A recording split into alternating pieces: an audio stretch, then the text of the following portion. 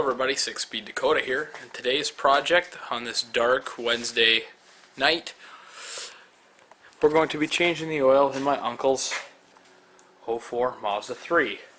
This particular one has a 2.3 liter 4-cylinder engine, and this is just slightly different than your normal oil change, but that's why we're going to walk through it.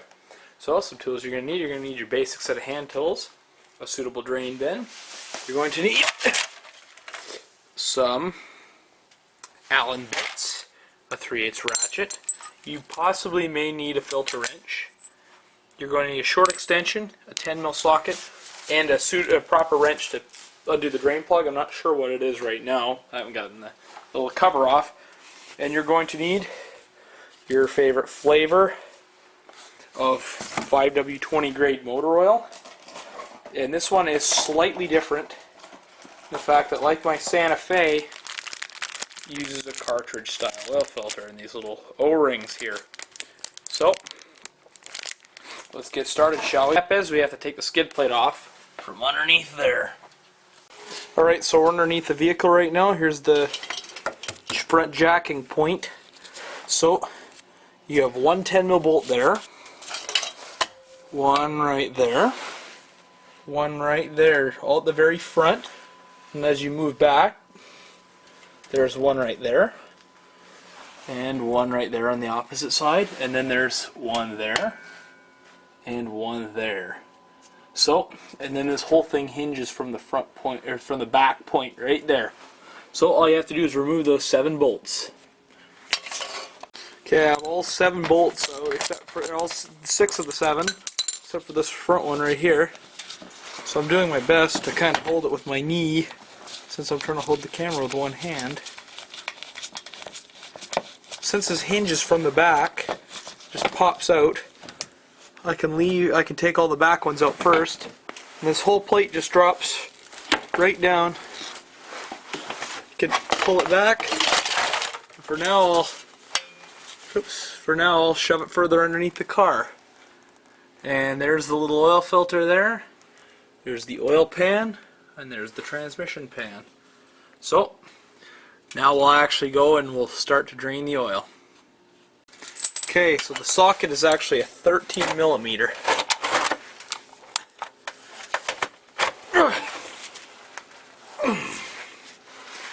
That sucker's been on there for a while.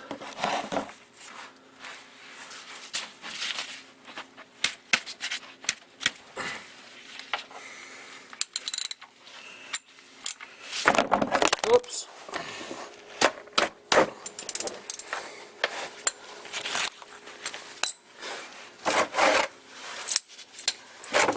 Alright.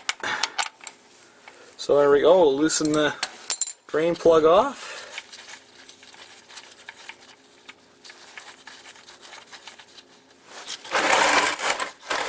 Position the bin underneath there. And there she goes. Okay, now that we're still underneath here, we're going to undo this filter. So first thing we're going to do, we're going to wait for the oil to stop draining so much so we can pull the oil bin underneath here. Okay, so now it's time to take the oil filter off. So first thing I'm going to do, I'm going to remove this drain plug. Oh. Oops, there we go.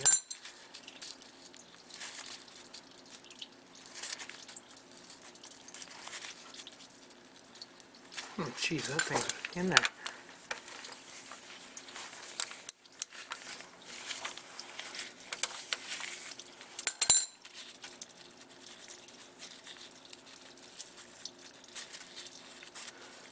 And what this does is this just drains the filter housing.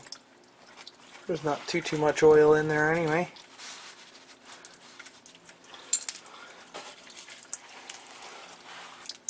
Set that plug aside. Holy jeez, that thing's really in there. So we're going to use the same trick. Oh, it's spewing oil everywhere. Use the same trick as I did on the Santa Fe. And so I'm going to grab my filter wrench. Now same thing applies. Do not pull on this thing very hard. or you will end up cracking that housing. Oh, there we go. That's all you need. So just gently coax that seal out. Okay, so now I got the filter housing loose. All I have to do is just spin it out, and there's the cartridge. And there's the housing right there. Now the next step, we're going to put the drain plug in. So I've already got it threaded in. Oops. Already got it threaded in loosely. So now,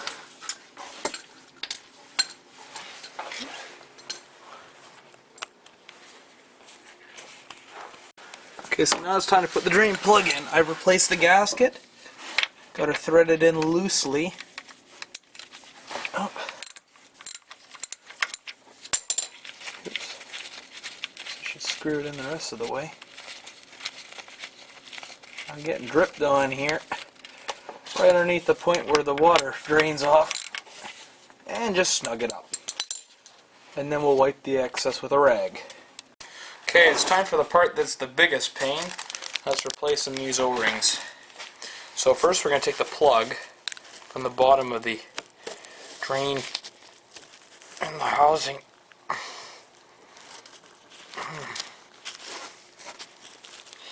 You can't really see much what I'm doing, but this is a real pain to get off. There it is right there.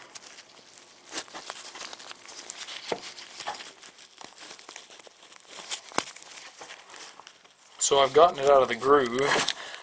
That is a start.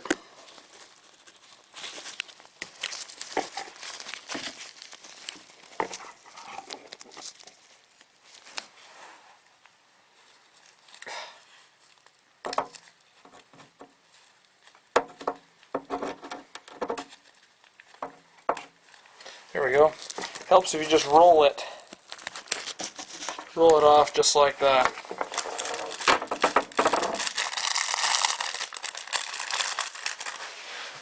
Then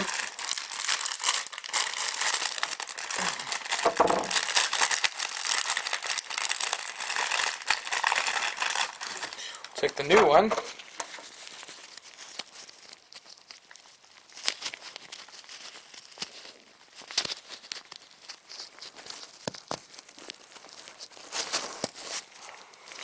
And what we'll do is we'll try just by hand. I'm going to stretch this thing over that lip. And it's kind of hard.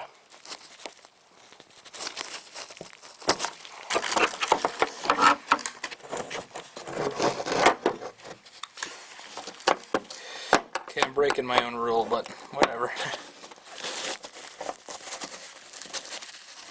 There we go. That guy just pops right on. Now, for the housing, same principle applies. This one's a lot easier though, because the housing's so much bigger. Grab the O-ring out. There's the new one. So just set it kind of over top onto the threads and just kind of roll it down. But be sure that it's not twisted in there. So now what we're going to do is we're going to take a little shot, oops, if I can get this thing out, of a little shot of lubricating oil here. I'm just going to apply a little bit to the seal.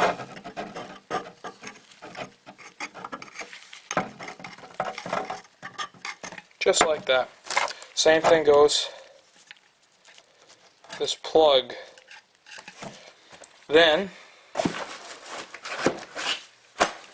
what we do, take the plug and thread it into the bottom of the oh, this thing's dripping. Shoot. All over my Super Chips box too. Okay. Keeping this thing relatively upright. Screw that in the bottom and then we'll bolt it down. Okay, So now what we're going to do is we're going to take our ratchet. I'm just going to snug that guy up. Now, we're going to take our oil filter and insert it into the housing. Now, this housing is spring loaded to keep pressure on this seal up against the top of the motor. So now what we'll do is we'll thread this guy in here. Same principle as doing a regular oil filter. Hand tight. Now you know you're good when that gap there is non-existent, basically. You don't want a big gap. You want it to be seamless in between these two here. So, we're all good now. Put the plug in. So we're done underneath here. Now we just got to fill the oil. Okay, now it's time to add the oil. Please don't give me hell for the type of oil or the parts, because in this case, my uncle's parts. So,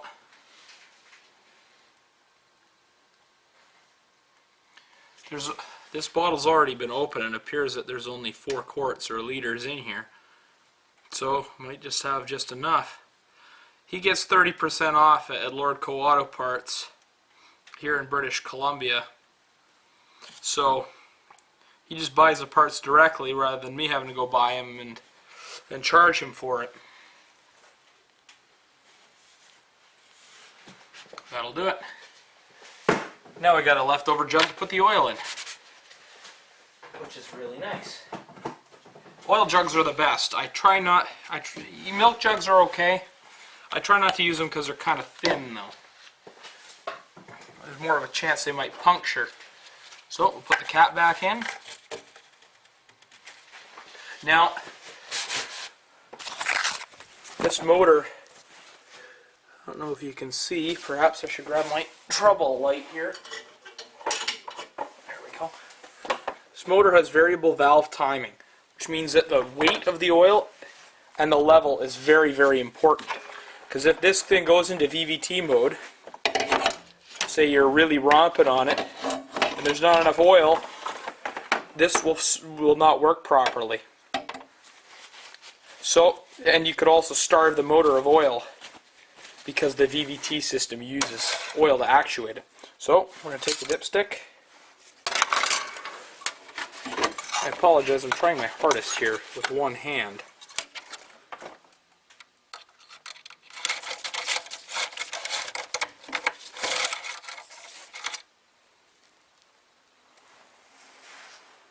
Yeah, it looks like we're full.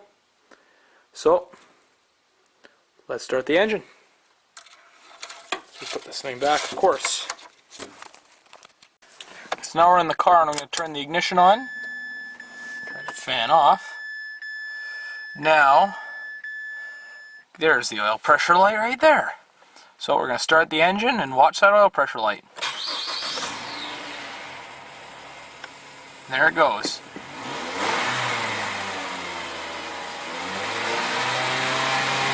If I hold the engine at a high angle, it doesn't come back on.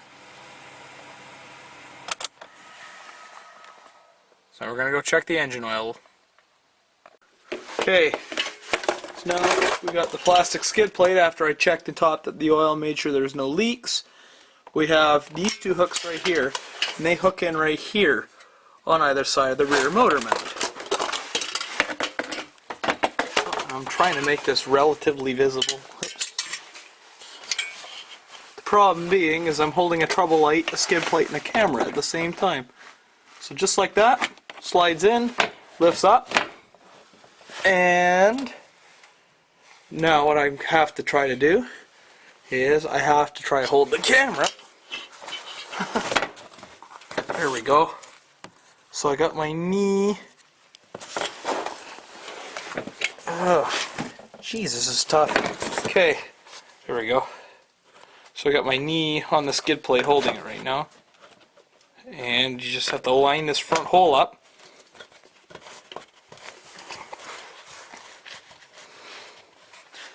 And then, so there's the first bolt there. second bolt right here in this little void. Just to the left of it. There we go. Nope. Oh, come off it. There we go. I'm tangled up here because I got my camera on the charger at the same time. Okay. Now the third bolt goes in that little void right there. There it is. So I have to thread this washer on. Oh, there we go.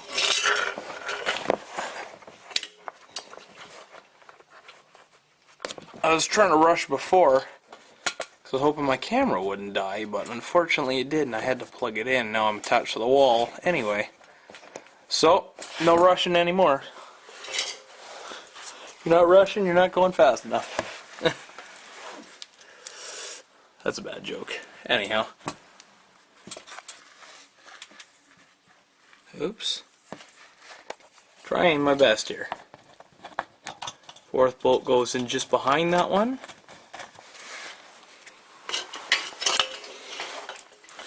One. Oops, where's my light? One right here on the opposite side. And then the final two are, there they are. Now I'm kind of upside down right now, but one right there. It's kind of hard to see because my LCD screen is also kind of out of focus at this moment as well.